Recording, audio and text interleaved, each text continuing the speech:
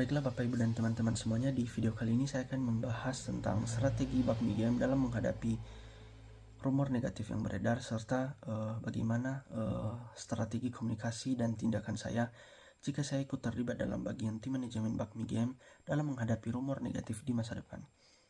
Bagi yang pertama, perlu kita ketahui bahwa bakmi game ini pernah menghadapi tantangan besar, yaitu beredarnya rumor negatif pada tahun 80-an yang berisi tentang tuduhan-tuduhan pada perusahaan mereka bahwa ini mereka menggunakan bahan-bahan non-makanan dalam masakan, serta tuduhan atas pengadopsian ilmu hitam yang digunakan untuk memperlancar penjualan pada restoran mereka.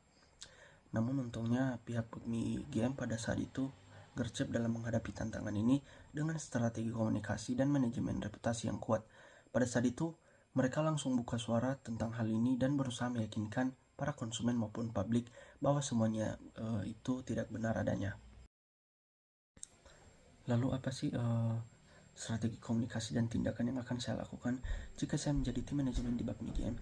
Yang pertama yaitu saya akan secara rutin untuk mengkomunikasikan atau memperlihatkan proses bisnis saya lewat konten, mulai dengan bagaimana cara kerja dapur saya, pemilihan alat dan bahan yang saya gunakan, serta standar kebersihan perusahaan, agar publik ini percaya pada kredibilitas perusahaan saya.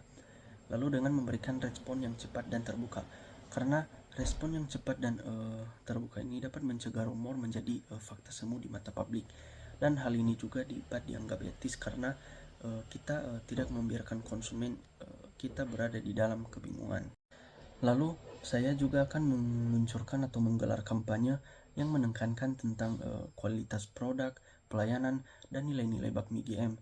Dan pada kesempatan ini saya juga akan mengajak pelanggan untuk melihat langsung dapur atau open kitchen yang dapat disaksikan oleh para pelanggan, sehingga mereka bisa melihat proses produksi dari perusahaan kami. Lalu contoh atau ilustrasi nyata dari perusahaan lain seperti Wells Fargo dengan kasus skandal akun palsu. Bank terbesar di Amerika Serikat ini telah ditemukan membuat jutaan akun palsu dan menyalahgunakan data para nasabahnya untuk mencapai target penjualan yang agresif, yang dimana ini menyebabkan kerusakan reputasi yang sangat besar. Namun Wells Fargo ini mengatasinya dengan cara yang transparansi, yaitu perusahaan ini berusaha untuk meningkatkan transparansi dalam laporannya kepada publik dan nasabah. Lalu mereka juga memperbaiki sistem dan pengawasan untuk mencegah terulangnya hal yang sama dan agar tidak ada korban selanjutnya. Lalu seperti pada perusahaan Tokopedia dengan kasus kebocoran data. Pada tahun 2020, Tokopedia ini mengalami kebocoran data pengguna dalam jumlah yang besar, di mana 91 juta data pengguna dan 7 juta data penjual telah bocor.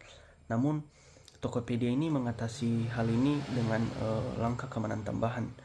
Perusahaan Tokopedia segera memberikan imbauan kepada para pengguna untuk mengganti kata sandi secara berkala untuk melindungi akun mereka dari serangan phishing yang mungkin menyusul setelah kebocoran.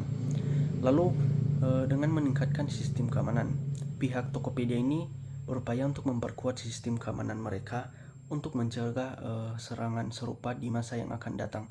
Jadi teman-teman, kesimpulannya, jika perusahaan kita memang memiliki kesalahan, haruslah kita berani untuk mengakui itu dan dengan cepat kita memperbaikinya. Kita juga harus menunjukkan bahwa perusahaan kita tidak hanya mengejar keuntungan, tapi bagaimana perusahaan kita ini peduli pada kesehatan dan kepuasan para pelanggan kita. Baik, sekian dari saya. Terima kasih.